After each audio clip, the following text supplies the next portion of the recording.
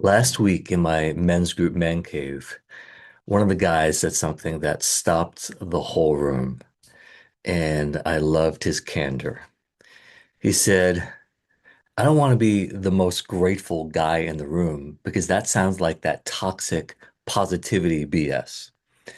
And honestly, as we were going through the skill of practicing gratitude, it was an honest sentiment that we all got.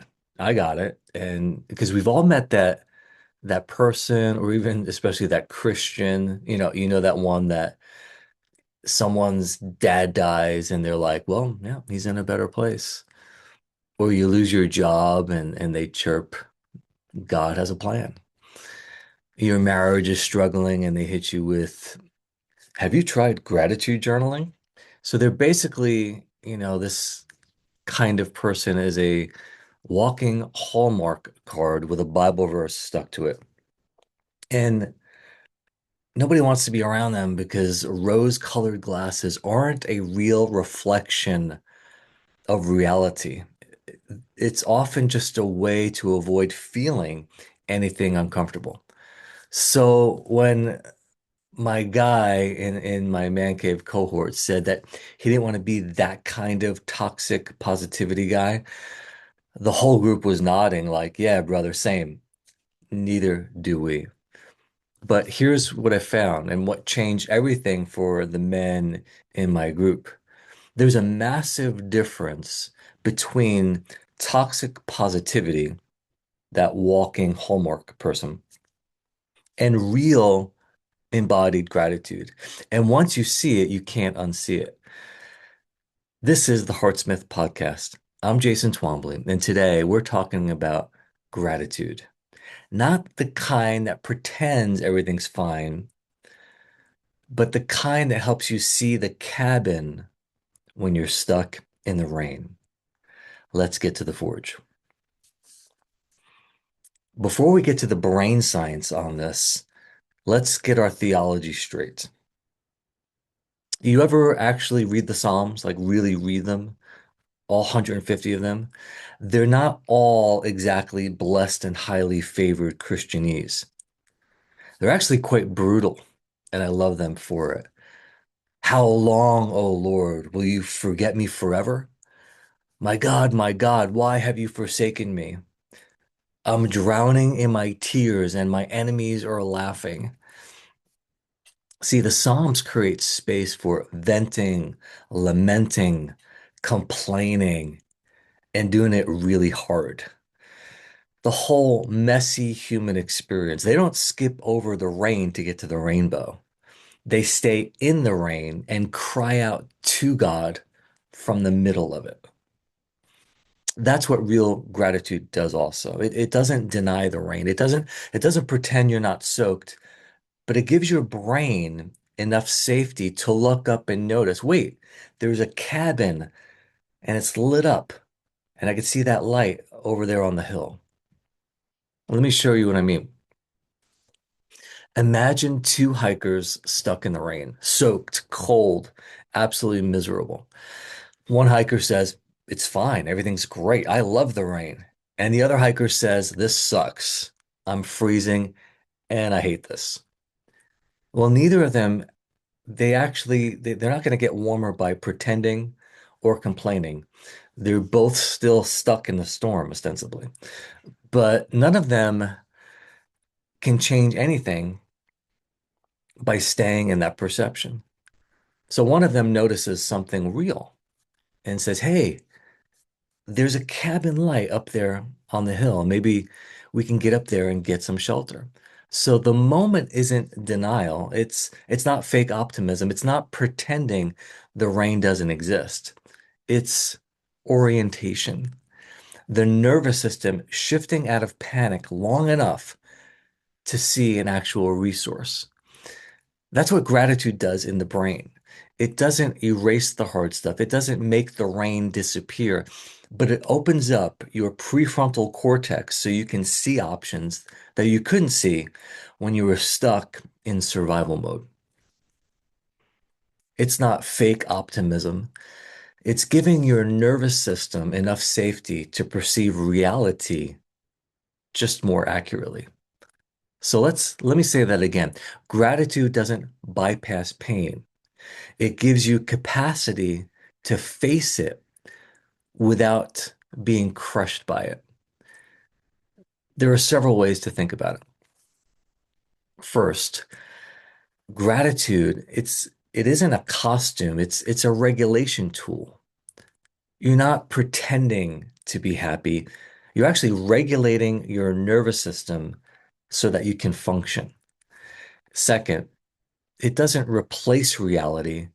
It widens your window of tolerance to handle reality. You're not you're not denying the storm or the pain of life. You're building capacity to navigate it.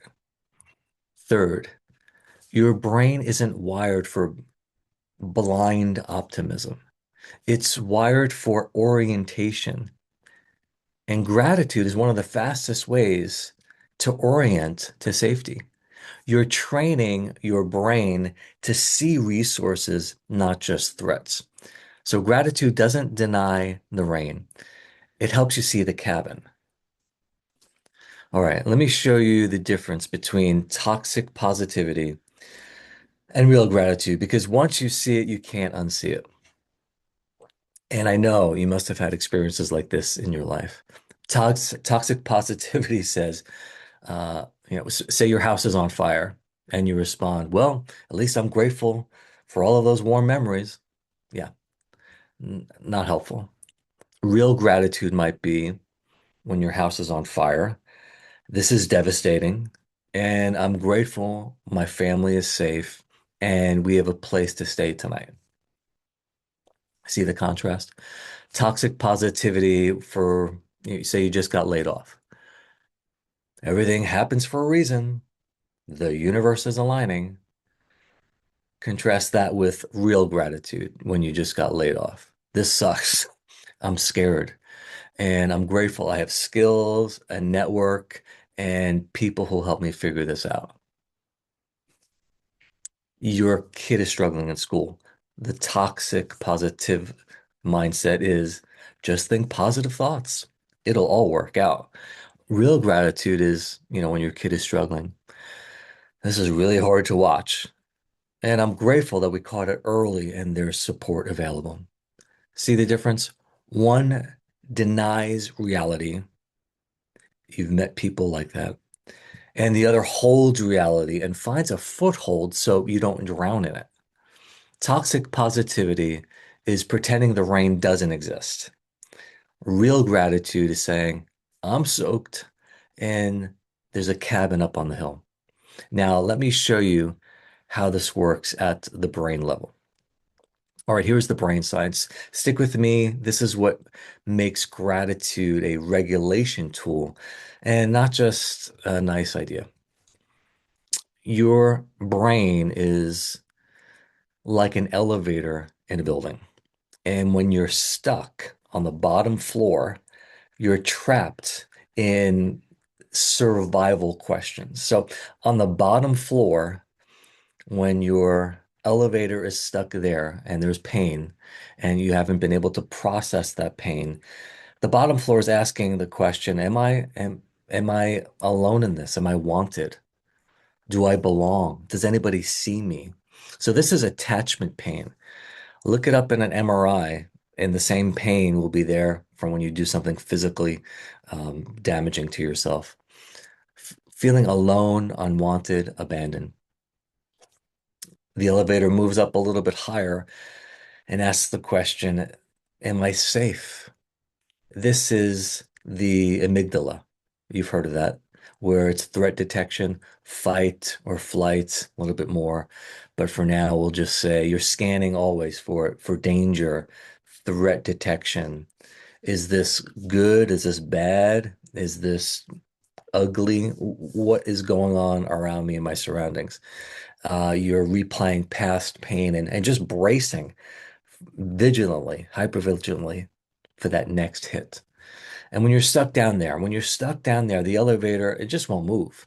Your brain literally won't access those upper floors where connection, hope, relational capacity, and joy live. But here's what gratitude does. It hits the button that lets the elevator rise. Gratitude activates your joy center. It's the right prefrontal cortex. It's at the top floor where you experience relational joy, creativity, and that felt sense that someone's glad to be with me no matter what. And here's the key. Gratitude gratitude doesn't deny the bottom floors or pretend that they don't exist. What it does is it gives your brain access to the upper floors so you can handle what's on the lower ones without being crushed. Does that make sense? Neurotheologian Dr. Jim Wilder's research shows this. You can handle as much hardship as you have joy strength to sustain you. Joy is the fuel. Without it, you're running on willpower, and willpower always runs out. When you practice embodied gratitude, feeling it in your body, not just thinking about it, so many good things happen. For example, the bonding hormone oxytocin releases. Your nervous system shifts from threat mode to connection mode. You literally become more relational. Cortisol drops. That's the stress hormone that keeps you in that fight or flight scenario, and it starts to decrease. Your body can finally exhale. Neural pathways rewire. Your brain starts seeking connection and resources instead of that scanning for threats, and you're training your brain's GPS to recalibrate toward what's good. This isn't woo-woo, this is neuroscience. This is how you train your elevator to move up. So when I say gratitude is a regulation tool, I mean it literally changes what's happening in your body. Oxytocin releases, cortisol drops, your nervous system shifts. You do feel better, but not because you're pretending. It's because your actual biology has changed. Again, it's not about pretending everything's fine. It's about giving yourself enough internal safety to see clearly and respond wisely. Remember these three anchors. Gratitude isn't a costume, it's a regulation tool. Two, it doesn't replace reality. It widens your window of tolerance to handle reality. And your brain, it's not wired for that blind Pollyanna optimism. It's wired for orientation. That's the science. And now I want to talk to you a little bit about how to actually use it. The practice, it's simple. Build an arsenal of appreciation. Just like an archer needs arrows in their quiver, you need stories. You need moments in your mental arsenal, in your memory that you can pull out whenever you need to return to joy, connect with someone, or shift the energy in the room. An arsenal of appreciation is this collection of moments, big, small, that make you feel loved, awestruck, honored, cared for, valued, present. Here's the framework, the context, and I'm going to help you develop and curate a 2-minute story. The context in all of your life, pick a memory. What happened? Where were you? Who was there? A memory that's not splintered with trauma or dense emotion, but one where you felt uh, joyful, honored, in wonder, filled with compassion. Do you get the picture? So the context, what happened? Where were you? Who was in your story? What emotions did you feel in that story of who was there? Name specifically those emotions. I felt loved. I felt seen, and being seen made me feel uh, like I belonged. I felt peaceful. I felt grateful. And note in your body what you felt physically. What were the sensations going on? I felt warmth in my chest, lightness in my shoulders, energy in my legs, butterflies in my stomach, a smile, laughter, that's a body sensation, or even tears. Context plus emotions plus those body sensations, that's your appreciation story. But here's the key I want you to remember. It's not just about having these stories, it's about experiencing them and also knowing when to share them with yourself and even with others.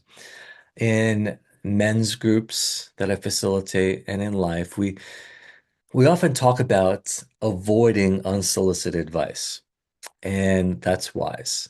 So when a guy checks in with something heavy, the last thing that he needs is you or anybody in the group jumping in with, well, here's what you should do. But that being said, there is a time and a place to actually share advice and stories. And a well-crafted appreciation story pulled out at the right moment can hit the mark like nothing else. For example, a guy in your brotherhood is discouraged. He's feeling like he's failing. You don't lecture him, but you do pull out an arrow from your arsenal. A story about a time that you felt that way and what shifted. Or a story about a moment when you saw him show up with courage and he didn't think he had any left. So that's not unsolicited advice. With his permission and agency, that can be a real precious gift. It's appreciation in action. And it lands because it's specific, embodied, timely, fitting, and true. So you're not just building this arsenal for yourself, you're building it for the people around you, your kids, your brothers, your friends. And so yourself, this arsenal, it makes you dangerous in the most possible way. Let me show you exactly what this looks like. I'll share a brief one from my own arsenal. And I have all kinds, some that are so mystical and of connection with God, and I'm not going to choose one of those. But also, there's majesty in the mundane. And so, before you roll your eyes for this one, it's about a kitchen appliance. And for me, that's kind of like a big deal. So, the context. I've been cooking a little bit more than usual these days. And so, I bought an Instapot. I finally bought one. Everyone has one, right? So I got an Instapot, mostly just to help myself out, do some batch cooking and things like that. So I've heard people rave about it, but honestly, I was skeptical. How could a glorified pressure cooker be with all of the rave? So the first meal I made was chicken salsa verde chili, some kind of soup, something like that. I threw in chicken, the salsa, the beans, the spices, set it, and I walked away. 20 minutes later, I open the lid. That's the context. Here are the emotions to illustrate. I felt a wonder, a genuine wonder, like, wait, it actually happened so quickly and it's actually this good. But more than I really felt excited because I was excited about all the different possibilities as I Googled like, all the different recipes I could make so efficiently. And if I could make this in 20 minutes, what else could I pull off and, batch stuff for the rest of the week? What other meals that are really, really tasty that I could experiment with? I felt like, lessons in chemistry. So I had enough for the whole week and some to share even with a neighbor. So it might sound ridiculous saying it out loud, but in that moment, standing in my kitchen, I felt like I'd been given a gift, not just the appliance, but the capacity, the ability to create something nutritious and delicious without the usual time and effort. It's kind of like a modern day cauldron of wonder. What was I feeling in my body?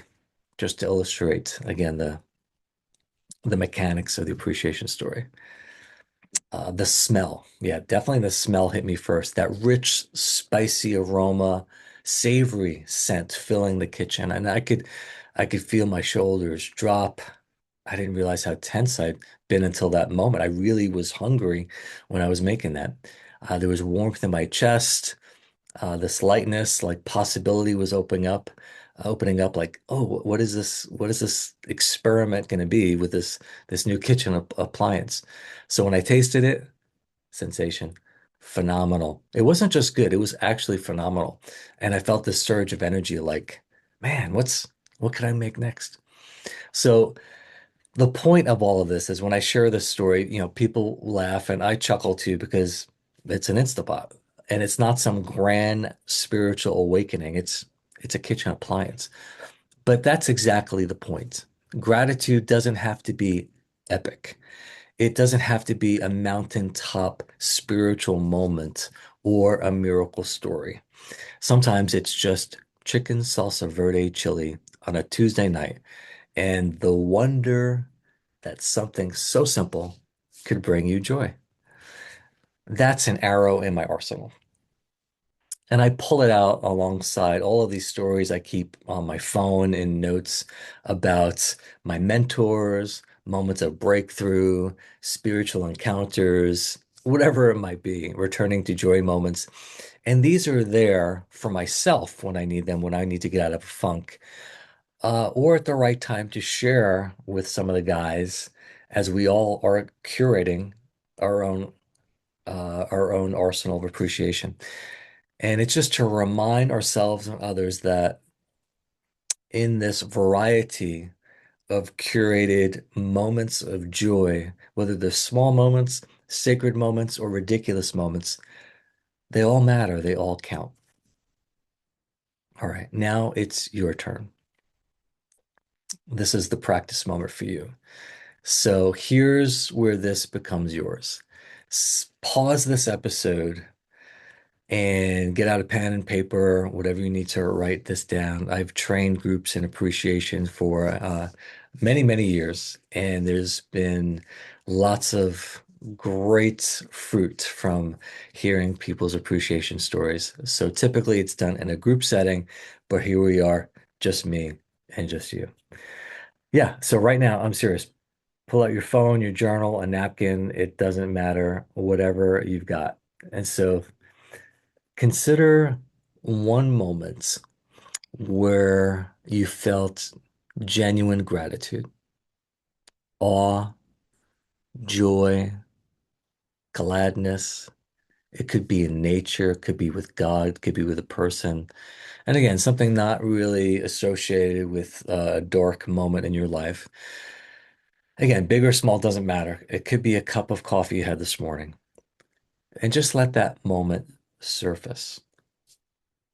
You might need to take a minute or two to get there. You can pause and then just come back to the episode. All right, got it? All right, good. Now, answer these three questions. Get the context, what happened, and name it. Write it out as you're writing it out. How did you feel emotionally? And just list whatever the emotions were. This might be new for you, but you can do it. And how did it feel in your body? What were those sensations? Where did you feel it? Where were those sensations coming up? Your shoulders, your legs, your back, your eyes, your face, and just note that as well. All right, pause if you need to. Put that all together. All right. This is your first arrow, this story in your arsenal of appreciation. Write it down, keep it, put a title on it. Could be 2 or 3 minutes long and add to it as you need to. That's the practice. It's that simple. So build your arsenal one story at a time. And when the moment is right, when someone needs it, when you need it, pull that arrow out and let it fly. Send it over to me. I would love to read your story. Look, it's the end of the year as I'm recording this. It's The week in between December 25th, so Christmas and New Year's is coming up. So you're probably walking through some family dynamics, maybe financial pressure, end of year expectations, uh, maybe some relational tension. The holidays aren't always holly jolly. Sometimes they're just hard.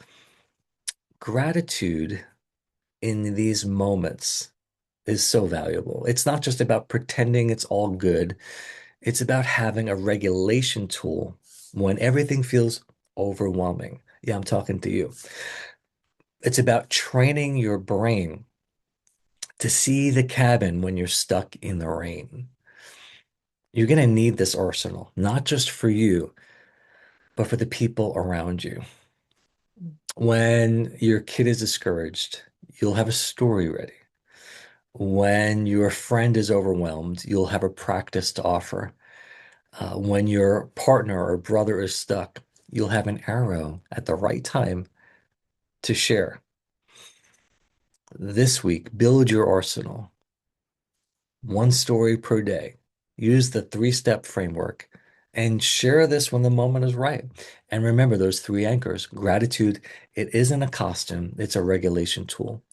It doesn't replace reality, it widens your window of tolerance to handle reality. And this third benefit is that your brain, remember, isn't wired for blind optimism. It's wired for orientation.